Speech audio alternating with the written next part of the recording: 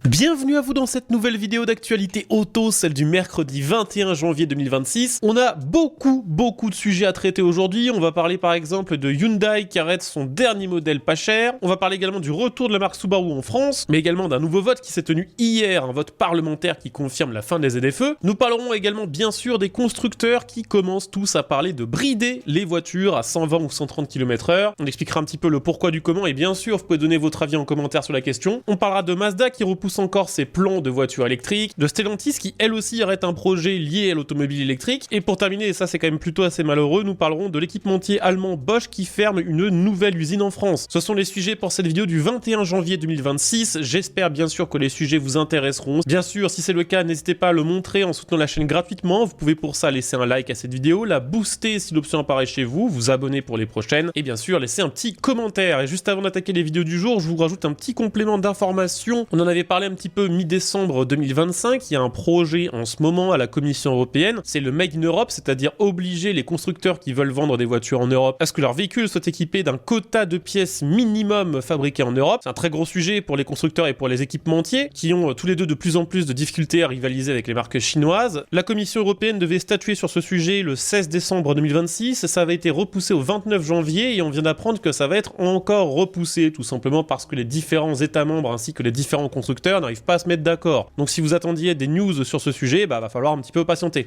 Hier, c'était Honda qui annonçait qu'elle repoussait tous ses investissements liés à la voiture électrique. Aujourd'hui, c'est un autre constructeur japonais qui fait des déclarations similaires, c'est Mazda. Elle vient de repousser de plusieurs années le lancement de sa première plateforme dédiée à la voiture électrique. C'est une plateforme qui était prévue pour 2027 et son premier modèle 100% électrique reposant sur cette plateforme nommée Skyactiv EV ne verra finalement pas le jour avant au moins 2029. Les raisons à ce report sont les mêmes que chez Honda, c'est-à-dire que Mazda estime que le marché n'est toujours pas mûr, expliquant d'ailleurs au passage que ses objectifs pour 2030 n'étaient plus 40% de part de marché de voitures électriques, mais plutôt 25%. C'est aussi dû à l'échec de son premier véhicule électrique, le MX-30, qui avait été lancé il y a quelques années, mais qui lui n'avait pas été prévu sur une plateforme 100% électrique. Résultat, avec seulement 200 km d'autonomie annoncée, il s'est retrouvé rapidement obsolète et il s'est très mal vendu. Donc entre un premier échec commercial, un marché toujours pas prêt et le fait que Mazda a moins de ressources financières que certains gros groupes comme Volkswagen ou Toyota, on va dire qu'elle a moins le droit à l'échec, tout simplement, elle préfère repousser plutôt que de se lancer trop tôt et devoir faire face à un deuxième échec commercial.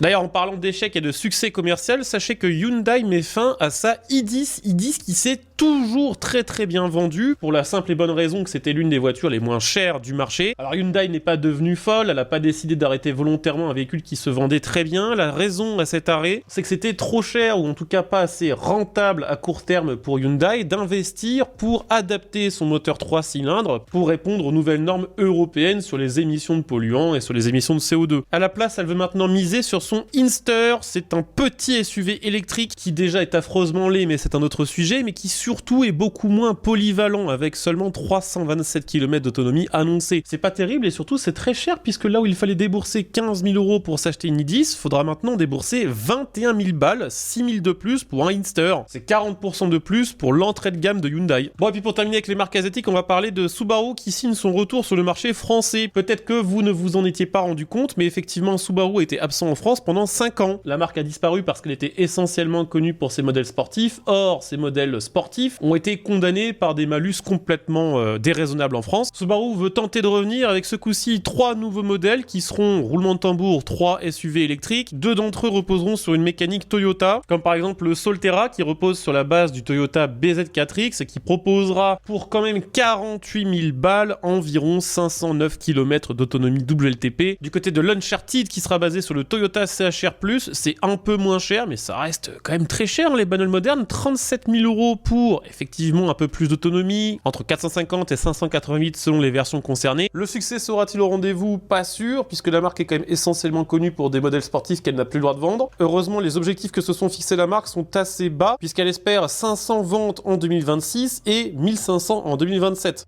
On va également bien sûr aujourd'hui parler d'un gros sujet dont on entend beaucoup parler ces derniers jours, avec de plus en plus de constructeurs qui commencent à tâter le terrain, voir un petit peu ce que les gens penseraient de rouler dans des voitures bridées à 120 ou à 130 km/h. On en avait rapidement parlé dans une récente vidéo, mais c'est en train vraiment de prendre une grande ampleur parce que beaucoup de gens n'en veulent pas, tout simplement. Ça vient d'une interview qui avait été relayée par le média anglais Autocar, l'interview de Olivier François, qui est le directeur de Fiat, qui proposait de brider la vitesse de ses futures voitures à 117 km/h, soit environ 73 miles par heure. Une vitesse qui n'a pas été choisie au hasard, puisqu'elle correspond à la moyenne de limitation maximale sur voie rapide en Europe, qui est comprise entre 110 et 130 km/h selon les pays. D'après lui, cette limitation pourrait permettre d'alléger les exigences réglementaires en matière de sécurité et donc de se passer de certains équipements coûteux devenus obligatoires ces dernières années. En gros, pour résumer la situation, depuis les normes GSR2 qui sont arrivées en 2024, toutes les voitures qui sont vendues en Europe doivent être équipées de tout un tas de systèmes de sécurité qu'on n'avait pas avant. Une voiture de 2019, comme Olivier François le dit, n'est pas plus dangereuse qu'une voiture de 2025. Le gros problème de ces normes, c'est qu'en ajoutant tous ces dispositifs de sécurité, on fait forcément monter le prix des voitures. Il y a besoin de plus de capteurs, de plus d'électronique, bref, de plus de choses qui forcément se répercutent sur leur prix. Autant sur des grosses voitures qui de base coûtent déjà 100 000 €, l'augmentation n'est pas si visible que ça, autant pour une petite citadine avant vendue 15 000 €, tous ces équipements représentent des grosses augmentations. On parle d'environ 60% d'augmentation de prix en 5 ans sur ces petites voitures, ce qui les rend tout simplement impossibles à vendre, et c'est ça en partie qui fait que les constructeurs en 2025 ont vendu beaucoup moins de voitures qu'en 2024. Ce qu'espère Olivier François, et c'est l'idée qu'il essaye de faire remonter jusqu'à la Commission européenne, c'est que si les constructeurs bridaient leurs voitures, ce serait un argument à utiliser auprès de la Commission européenne en disant quelque chose du genre vous voyez, nos voitures elles peuvent pas rouler très vite, donc il y a moins de risques d'accident, en espérant que la Commission européenne derrière accepte que ces voitures bridées à 120 ou 130 km/h aient moins d'équipements pour être vendues moins cher. C'est un argument qui tombe à point, on va dire ça comme ça, puisque c'est en ce moment que la Commission européenne travaille sur la nouvelle catégorie M1E, les futures petites voitures électriques, avec en face des constructeurs qui cherchent un petit peu tous les moyens possibles et imaginables pour que leur voiture n'ait plus vraiment l'obligation de répondre aux mêmes normes que celles qui sont exigées pour des gros SUV ou des grosses berlines. Alors à vous de me donner votre avis là-dessus en commentaire, est-ce que vous accepteriez d'acheter une voiture bridée à 120 km/h? Faut savoir que pour l'instant, on les fait, Fiat est déjà pas très éloigné de cette philosophie, puisque aucun modèle de sa gamme ne dépasse les 160 km/h, et que la Grande Panda électrique est même déjà bridée à 132. Bon, c'est pas pour des raisons de sécurité, c'est pour essayer de conserver un petit peu d'autonomie. Volvo bride ses voitures à 180 km/h pour des raisons de sécurité, et là aussi pour des raisons de consommation et d'autonomie. Et puis du côté de Renault et de Dacia, on a une approche un petit peu similaire, avec un bridage spécifique sur les voitures d'entrée de gamme destinées aux jeunes conducteurs. Donc en gros, la question qui se pose actuellement, c'est de savoir si les citoyens européens vont accepter d'acheter des voitures moins rapides sur le papier, moins équipées, à condition qu'elles soient moins chères. Notez bien que même si pour l'instant il n'y a que Fiat qui en parle, si jamais ça faisait partie des mesures appliquées pour la catégorie M1E, ce serait quelque chose que devraient respecter tous les constructeurs. Autre petite news sur un autre sujet, sachez qu'il y a eu un vote hier sur les ZFE et que malgré une tentative de compromis portée par le député macroniste Stéphane Travert qui proposait que les ZFE soient maintenus mais que chaque collectivité puisse définir ses propres règles, eh bien malgré cette tentative de compromis, la commission mixte paritaire a maintenu la suppression des ZFE. Il restera quand même un tout dernier vote pour valider la suppression définitive des ZFE, un vote qui se tiendra le 29 janvier au Sénat, puisque la suppression des ZFE a été intégrée à un autre projet et que tout ce projet va être voté justement le 29 janvier. On va bien sûr parler de nos chers amis de chez Stellantis qui ont finalement décidé de mettre fin au service d'échange rapide de batterie qu'elle avait développé avec Ample pour sa Fiat 500 électrique. Le projet, c'est que on arrivait dans une station de l'entreprise Ample et plutôt que de recharger sa batterie, on changeait carrément de batterie et on récupérait en quelques minutes à peine une batterie 100% chargée. Stellantis abandonne pour plusieurs raisons. Déjà parce que Ample a fait faillite, donc ça aurait été compliqué